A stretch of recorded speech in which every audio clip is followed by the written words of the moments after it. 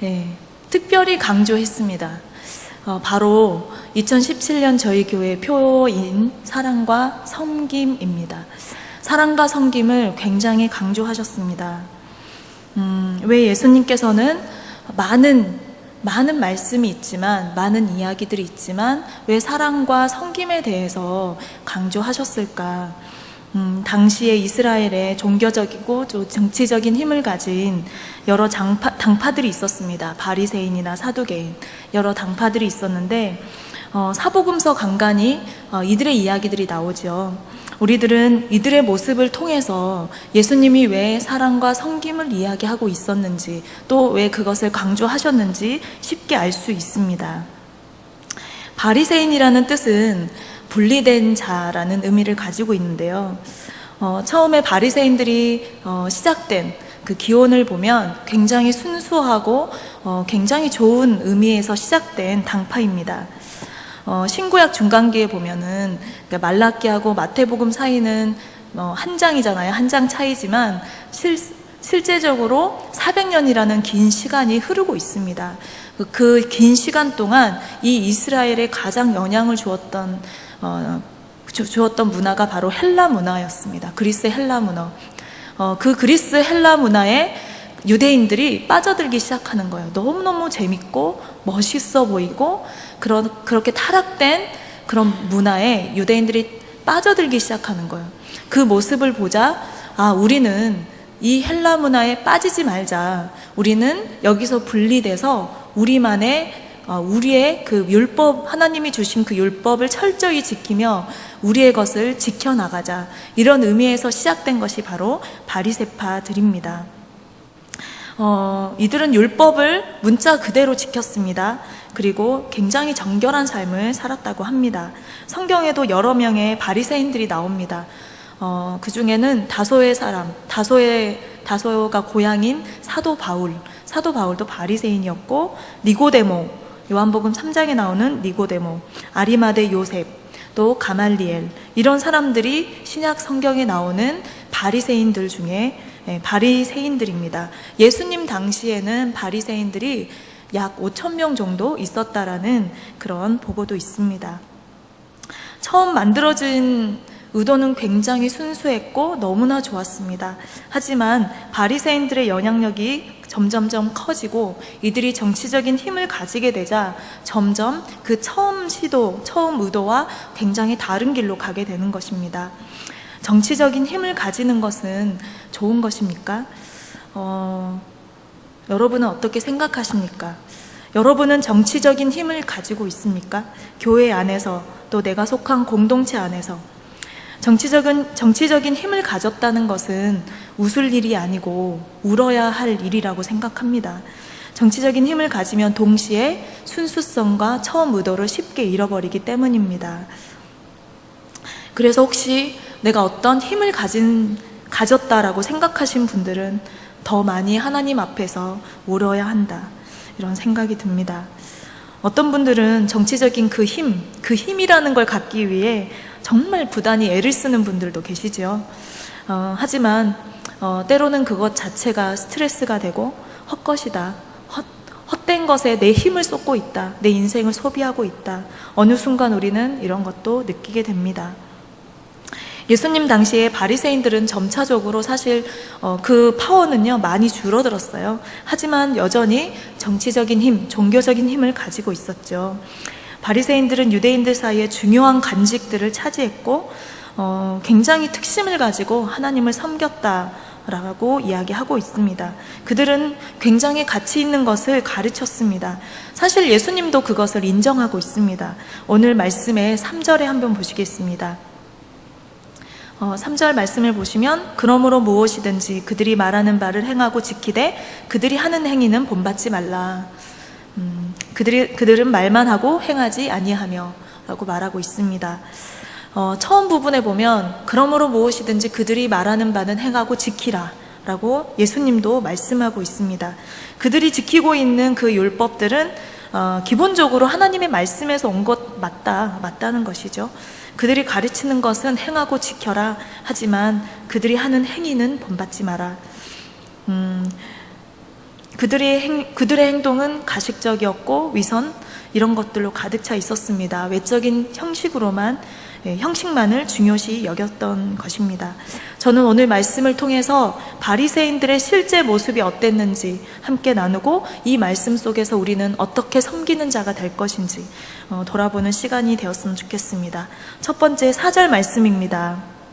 우리 4절 말씀을 한번 읽어보도록 하겠습니다. 무거운 짐을 묶어 사람의 어깨에 지우되 자기는 이것을 한 손가락으로도 움직이려 하지 아니하며. 바리새인들은 지나친 짐을 유대인들에게 지우려고 했습니다. 바리새인들이 했던 가장 큰 잘못 중에 하나는 유전이죠. 전통이죠. 613가지의 그 전통을 모두 지키게 했습니다. 또 그것을 신적인 권위를 두었습니다. 이것이 잘못된 것이죠. 사람들에게 613가지나 되는 이 계명을 지키게 하고 그 무게를 준 것이죠. 그리고 그것을 지키지 않았을 때 정죄하고 비난하고 비판하고, 이것이 바리새인입니다. 사실 일상생활을 하는 사람들이요, 이 많은 율법을 다 기억할 수 있을까요? 우리도 성경에 나오는 말씀들, 하나님이 주신 계명들을 다 기억하기 너무 힘들잖아요. 그래서 우리 예수님께서 짧게 주신 거잖아요. 하나님을 사랑하고 이웃을 사랑해라. 그래서 짧게 주신 거예요. 그런데 613가지나 되는 율법을, 계명을 주면서 이거 지키지 않았어? 너 그거 지키지 않았어. 너는 그래서 안 돼. 넌 그게 잘못됐어. 이렇게 하면서 굉장히 그들에게 무거운 짐만 준 것이죠. 실제로 유대인들은 굉장히 부담스러워했고 힘들어했습니다. 그 짐을 지지 못할 때, 우리 교회도 마찬가지죠. 오늘날 우리 교회에서도 우리가 가지고 있는 유전과 전통이 있습니다. 그 전통의 잣대를 가지고 누군가를 판단하고 정죄할 때가 있죠. 사실 저도 이런 실수를 정말 많이 합니다. 청년들을 향해서 하나님의 말씀은 그게 아닌데 내가 가지고 있는 전통, 내가 가지고 있는 유전, 내 신념인 거죠. 이걸 지키지 않았을 때 그거 잘못됐어. 너 그렇게 하면 안 돼. 라고 쉽게 저도 그들에게 무게를 줄 때가 있습니다. 그 짐을 지지 못했을 때, 우리 교회 안에서 우리 교회가 가지고 있는 전통과 유전을 지키지 못했을 때 우리는 쉽게 이런 얘기를 합니다. 요즘 세대는 교회를 못한다. 요즘 세대, 젊은 세대는 헌신이라는 거 모르는 것 같아. 요즘 학생들은 왜 이렇게 작은 것에 상처를 받아? 이런저런 말을 사실 저도 합니다. 그리고 저희 교회에서도, 우리 교회에서도, 오늘날 한국 교회에서도 이런 얘기를 쉽게 하는 것을 봅니다. 하지만 우리는 그들을 판단하고 정죄하기 전에 그들의 마음에 무거운 짐이 무엇인지를 알고 덜어주고 대신 져주고, 이런 자세가 더 필요할 것입니다. 왜 이것밖에 못하냐, 왜 이 정도로 힘들어하냐, 이 정도는 해야지, 나 때는 안 그랬어 라고 이야기한다면 우리는 어쩌면 바리새인들의 모습일 수도 있다는 것입니다. 제가 사역하는 곳에서 다음 주에 4박 5일 동안 전략 수련회를 갑니다.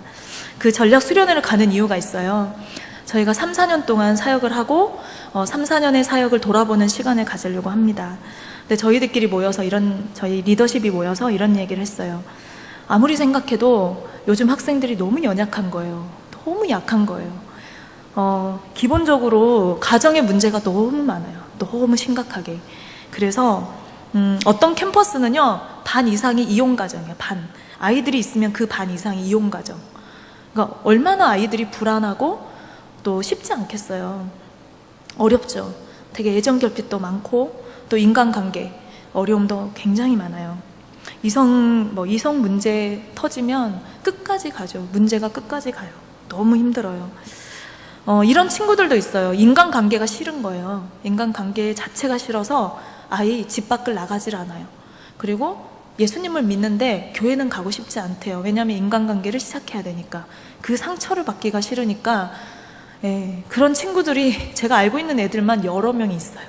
그렇게 집안에 살고 있는 아이들이. 이것이 오늘날 우리들의 문제죠. 저희들 처음에는 이렇게 생각했어요. 왜 요즘 아이들이 이렇게 연약해? 요즘 아이들은 왜 이렇게 힘이 없어? 왜 이렇게 조금만 헌신을 요구해도 다 픽픽 쓰러지고 다 하기 싫어하고 개인주의가 너무나 심하고 왜 그래? 문제 아니야? 요즘 청년들 정말 문제 아니야? 그런데 진짜 문제는 뭐냐면 우리가 문제인 거죠. 리더인 내가 문제인 거죠. 그 아이들의 모습은 현실인 거예요. 오늘날의 현실. 그걸 받아들여야 되는 거예요, 저희가. 이게 현실이구나. 이 아이들의 현실이 이거구나.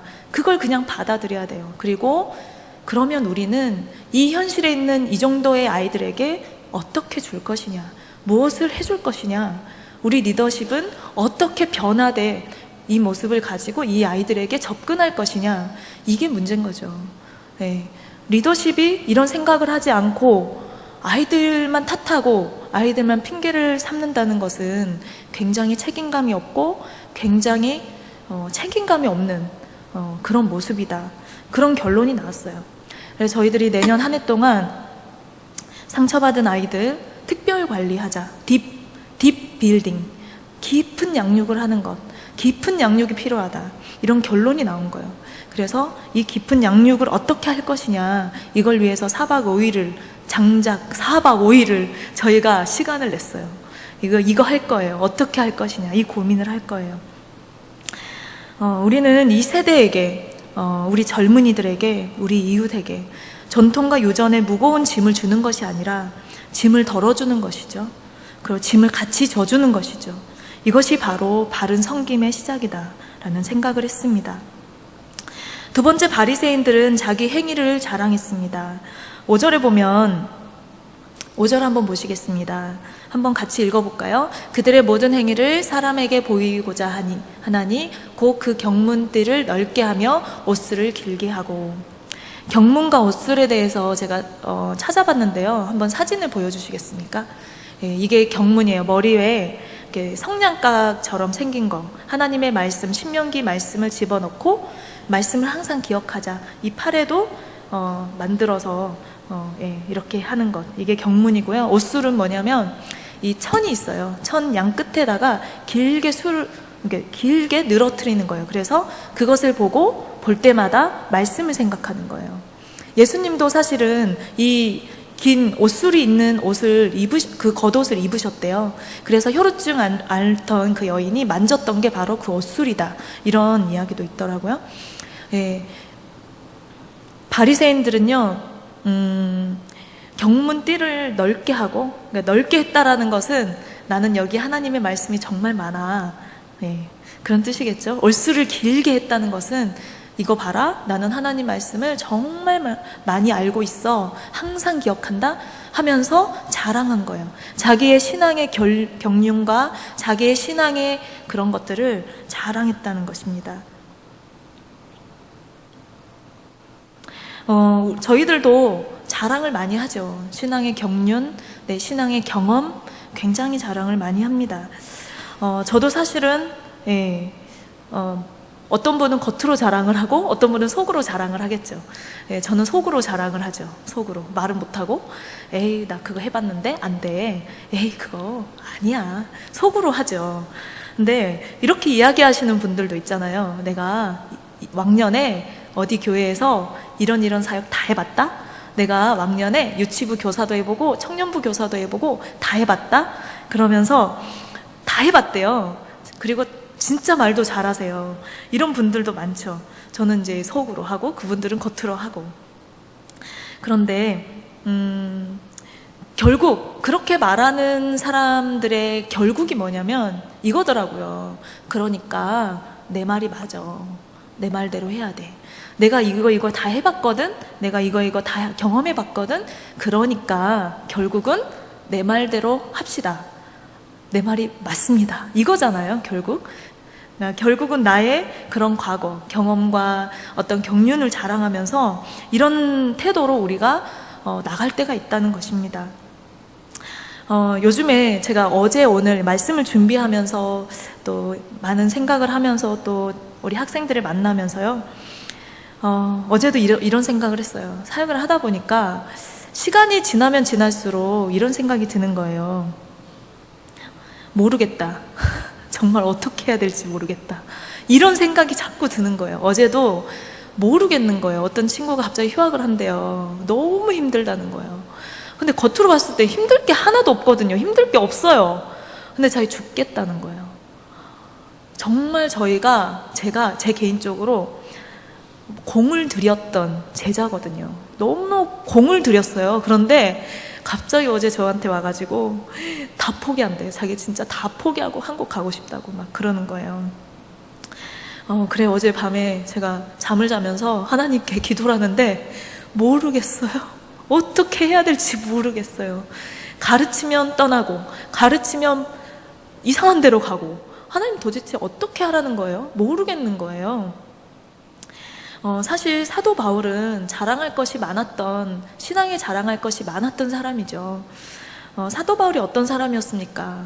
히브리인이었지만 동시에 로마의 시민권을 갖고 있었고 어릴 때부터 유대교 가정에서 정말 철저한 교육을 받았습니다. 난지 8일 만에 율법대로 할례를 받았고 어린 시절에는 예루살렘까지 가서 가말리알의 문화생으로 유학을 했던 사람입니다.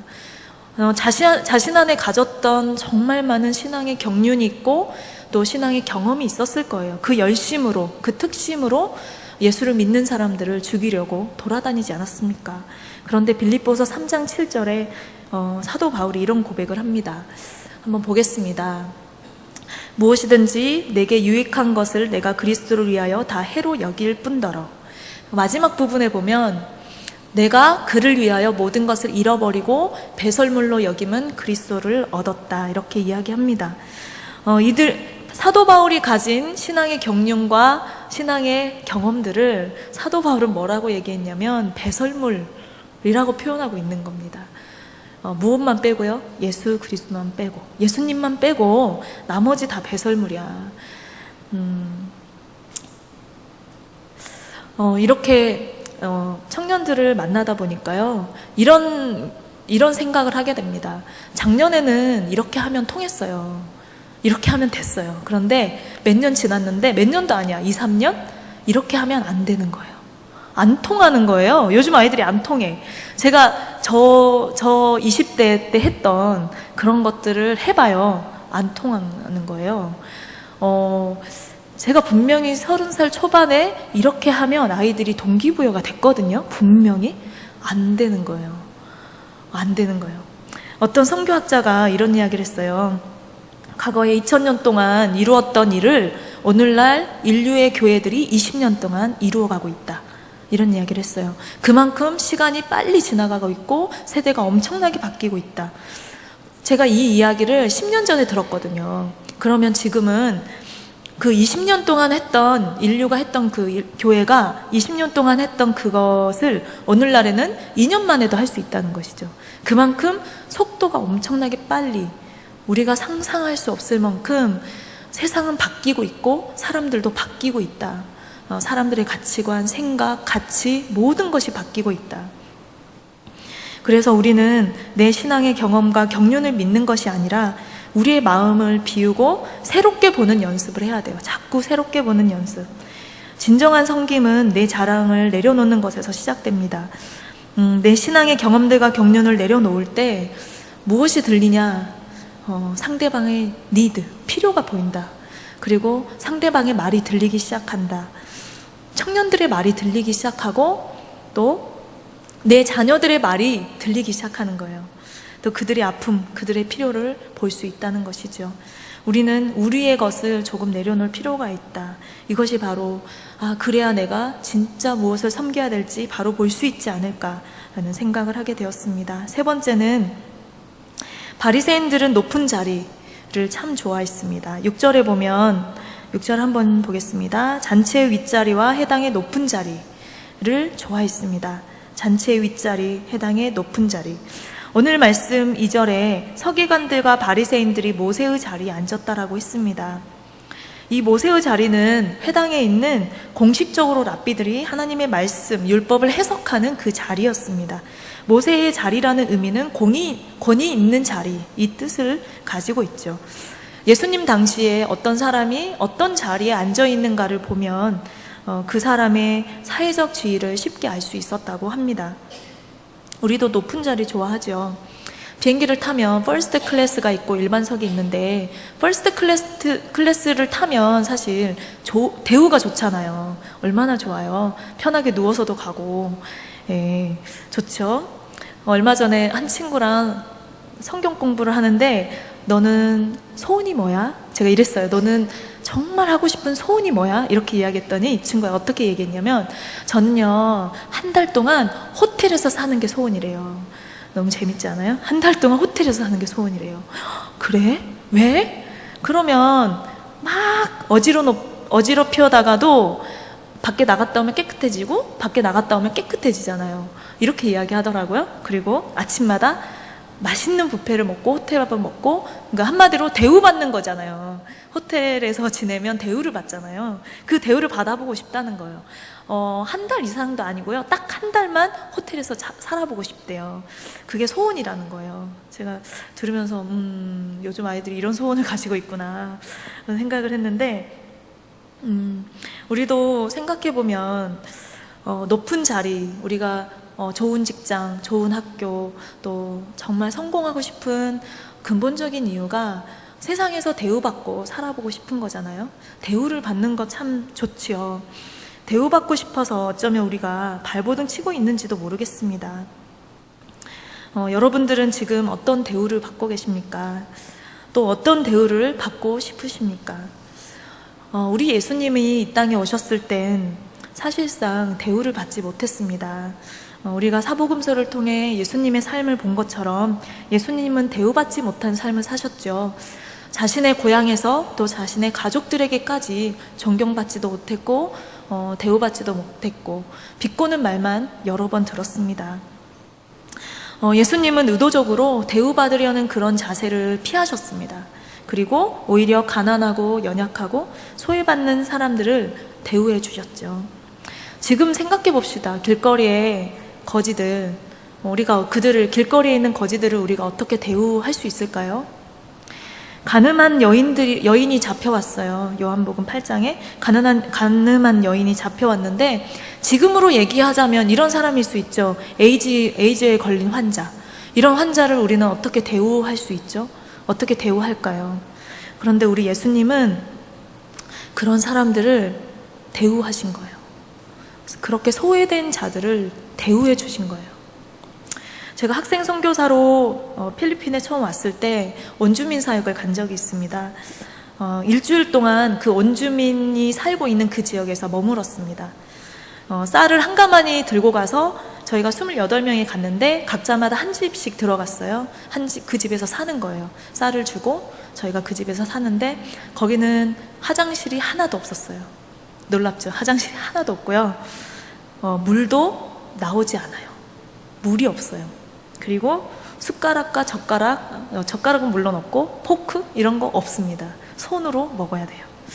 그런 곳에서 일주일 동안 사는 거죠. 정말 하늘이 보이는 곳에서 잠을 잤어요. 일주일을. 너무 힘든 거예요. 정말 하루가 한 달 같은 거예요. 느낌이. 하루를 사는데 한 달을 사는 것 같은 거. 너무 힘든 거예요. 그리고 이제 목욕을 해야 되잖아요. 샤워로 이제 물이 없으니까 시냇가가 있었어요. 아이들을 데리고 가서 머리를 감겨주고 제 수건으로 머리를 이렇게 닦아주는데 이가 엄청 묻은 거예요. 그래서 가져간 모든 수건을 다 버리고 왔어요. 어떤 친구들은 되게 잘 닦여줘요. 그런데 저는 도저히 닦아줄 수가 없는 거예요. 너무 힘이 드는 거예요. 샤워도 제대로 못해. 머리는 뻣뻣해지고 얼굴은 막 기름기 끼고. 한 번은 라면을 먹는데 아침에 저 손님 왔다고 라면을 끓여줬어요. 하나를 끓여서 4명이 나눠 먹었는데 라면 속에 개미가 엄청 많은 거예요. 그래서 정말 순간 많은 생각을 했어요. 이걸 내가 먹을 것이냐 말 것이냐. 그런데 거기 있는 분들이 저를 뚜려지게 쳐다보고 있는 거죠. 내가 대접한 거야. 먹어야지. 이렇게. 손으로 그 라면 국물에 씻으면서 먹었어요. 네, 주님, 내가 정말 이 고생하라고 여기 온 건 아닌데 너무 힘들다. 선교사라는 이름으로 갔는데도 너무 힘든 거예요. 참 예수님 생각이 정말 많이 나더라고요. 우리 예수님은 이 땅에 오셔서 얼마나 힘드셨을까. 저희가 중간에 찌푸니를 타고 더 깊은 곳으로 가서 이제 복음을 전하러 들어갔는데 갑자기 소나기가 내리기 시작했어요. 근데 이 나라 소나기 아시죠? 폭풍우처럼 내리는 거예요. 그러니까 이 찌푸니 안으로 물이 다 들어오고 막 몸이 젖고, 근데 누군가 한 명이 나가서 그 찌푸니 밖에 있는 비닐을 이렇게 말아진 걸 내려주면 이제 비를 막을 수 있잖아요. 근데 아무도 안 내려가는 거예요. 우리 안에 다 힘들어가지고 아무도 안 내려가는데, 저희를 리드했던 간사님이, 오윤택 간사님이라는 분이 계시는데, 간사님이 뛰쳐 내려가셔서 비를 진짜 다 맞으셨어요. 온 정말 속옷이 젖을 정도로 다 맞으시면서 그 비닐을 내려주시는 거예요. 그런데 이렇게 얼굴을 찡그리시는 게 아니라 너무 밝게 웃으시는 거예요. 너무 행복하게 웃으시면서 그 비닐을 다 내려주시는 거예요. 제가 그 모습이 아직도 기억이 나요. 너무나 감동을 받았어요. 사실 그 찌푸니 안에 있는 사람들의 평균 연령이 26, 27이었거든요. 시킬 수 있어요. 야, 누가 빨리 내려가서 저거 빨리 비닐 걷어야지. 그분의 나이는 40이 넘으셨어요. 근데 먼저 내려가셔서 그걸 다 내려주시고, 그 모습을 보면서 정말 저런 모습이 섬기는 자의 모습이구나. 진정한 섬김의 리더십이구나. 이런 생각을 하게 되었던 것 같습니다. 몸도 좋지 않으셨고 나이도 많으셨고, 하지만 사실 일주일 동안 그 원주민의 가족 중에 가장 열악한 그 집을 선택해서 그분이 들어가셨어요. 나중에 이야기를 들었는데 도마뱀 이따만 큰 거 있잖아요. 도마뱀은 아니고 이름을 모르겠어요. 근데 그 큰 걸 잡아서 구워 드셨대요. 가족들과 함께. 그래서 진짜 맛있다고 얘기를 하시는 거예요. 그래서 난 못하겠다. 난 저렇게 못 살겠다 생각했죠. 예수님이 만약에 오늘 이 시간 저희 교회에 오신다면 예수님은 누구를 대우해 주실까요? 예수님은 만약 우리들은 예수님이 이곳에 오시면 아마 서로 예수님께 가서 예수님에게 대우할 거예요. 그렇죠? 대접할 거예요. 예수님 하면서. 그런데 우리 예수님은 아마 이렇게 하시지 않을까? 아무에게도 대우받지 못한 자에게 찾아가시지 않을까? 아무도 알아주지 않는 자, 연약하고 소외된 자, 그런 자에게 찾아가셔서 대접해 주시지 않을까, 이런 생각이 듭니다. 누가복음 14장 13, 14절을 한번 보시겠습니다. 잔치를 베풀거든 차라리 가난한 자들과 몸 불편한 자들과 저는 자들과 맹인들을 청하라. 그리하면 그들이 갚을 것이 없으므로 내게 복이 되리니 이는 의인의 부활 시에 내가 갚음을 받겠습니다 하시더라. 저는 이 말씀을 너무나 좋아합니다. 개인적으로 이렇게 살고 싶어요. 갚을 수 없는 자에게 섬기고 싶다, 이런 마음이 제 안에 정말 많이 있는데요. 사실 쉽지 않더라고요. 저도 사람인지라 정말 쉽지 않다, 이런 생각이 드는데, 예수님은 갚을 수 없는 자에게 가셨잖아요. 더 소외된 자에게 가셨잖아요. 예수님은 알아주지 않는 자에게 가셨잖아요. 빛이 없는 자에게, 그런 자에게 먼저 가셨잖아요. 진정한 섬김은 대접을 받기보다 먼저 대접을 해주는 것. 그럴 때 비로소 우리는 하나님 앞에 대우를 받고 대접을 받게 될 것입니다. 그렇게 할 때 비로소 섬기는 큰 자라는 이름을 우리가 받지 않을까라는 생각을 하게 됩니다. 네 번째는 바리새인들은 인사받는 것, 그리고 납비라고 불리움을 받는 것을 굉장히 좋아했습니다. 7절에 보시면, 7절 보시겠습니다. 시장에서 문안받는 것과 사람들에게 납비라 칭함을 받는 것을 좋아하느니라. 바리새인들은 시장이라고 하면 어떤 장소냐면 공공장소예요. 사람들이 드나드는 굉장히 분주하고 사람들이 많은 장소에서 인사받는 것, 그러니까 알아주는 것이죠. 오, 안녕하세요. 사람들이 알아주는 것, 그런 걸 얘기하죠. 납비라 불리움을 받는 것, 납비라는 의미는 나의 주, 나의 선생, 이런 의미를 가지고 있습니다. 그러니까 시장에서 사람들이 많이 있는 곳에서 우리 주님 아, 우리 선생님 하면서 그렇게 인사받는 것, 그렇게 그런 말로 호칭, 그런 호칭으로 인사받는 것 굉장히 좋아했다는 것입니다. 제가 이전에 교회를 다닐 때요, 한 청년이 택시기사에게 자꾸 이렇게 부르는 거예요. Sir, 어디로 갑시다. Sir, 빨리 와. 까난 이렇게 Sir 이렇게 부르는 거예요. 그래서 제가 야, 걔 이름이 요한이었는데, 요한아, Sir이라고 하지 말고 꼬야라고 해, 꼬야. 이렇게 이야기했더니 꼬야도 나쁜 말이 아니잖아요. 그런데 이 친구가 이런 얘기를 하는 거예요. 저는 필리핀 사람들을 진짜 존중해 주고 싶대요. 높여주고 싶대요. 그래서 생각을 해봤대요. 뭐 어떻게 하면 이들을 높여줄 수 있을까? 이런 생각을 하다가 일하는 청소하는 아저씨 가드들, 그리고 이런 택시기사들, 이런 사람들에게 Sir이라고 불러줘야겠다. 그래서 제가 그렇게 부르는 거예요. 걔가 그때 20살이었어요. 너무너무 예쁘지 않았습니까? 제가 그 말을 듣고 너무 감동을 받은 거예요. 그래서 그때부터 저도 특히 택시기사에게는 제가 Sir 이렇게 부릅니다. 그러면 그렇게 존중을 해주면 이 택시기사들이요 굉장히 좋아해요. 자기가 존중받는다는 생각을 하니까 굉장히 좋아하고 친절해져요. 그래서 내가 대접을 하니까 대접을 받는구나, 이런 생각이 들더라고요. 우리가 어떤 특별한 호칭으로 불림받는 것 굉장히 좋죠. 하지만 어떤 사람이 나를 이렇게 불러줬으면 좋겠다, 이렇게 말하기 전에 우리가 먼저 그들을 대접해주고 우리가 먼저 그들을 그렇게 높여줄 때 우리는 섬기는 큰 자가 될 수 있다, 이런 생각이 들었습니다. 8절 말씀에는 너희는 납비라 칭함을 받지 말라. 너희 선생은 하나요. 너희는 다 형제니라. 이런 말씀이 있는데요. 사실 우리가 어떤 직분에 있든지, 또 어떤 나라 사람이든지, 또 어떤 학력에 있든지 중요한 것은 하나님 안에서 한 형제라는 이 의식입니다. 내가 군사이든 장로이든 박사이든 교수이든 내가 회장님이든, 사실 이런 타이틀을 지나치게 좋아한다든지 또 이런 타이틀을 불러주지 않을 때 지나치게 민감해하는 것은 어찌 보면 우리 마음속에 교만이 싹튼 모습이 아닌가, 교만의 시작이 아닌가, 이런 생각도 해봐야 된다라는 생각이 들었습니다. 저는 오늘 바리새인들의 4가지 모습을 통해서 진정한 섬김이 무엇인지 살펴보았습니다. 보통 섬김하면 어떤 게 떠오르십니까? 아마 이런 게 떠오르실 거예요. 섬김하면 땀 쭈룩쭈룩 흘리면서 일 열심히 하는 거, 섬김인 것 같죠.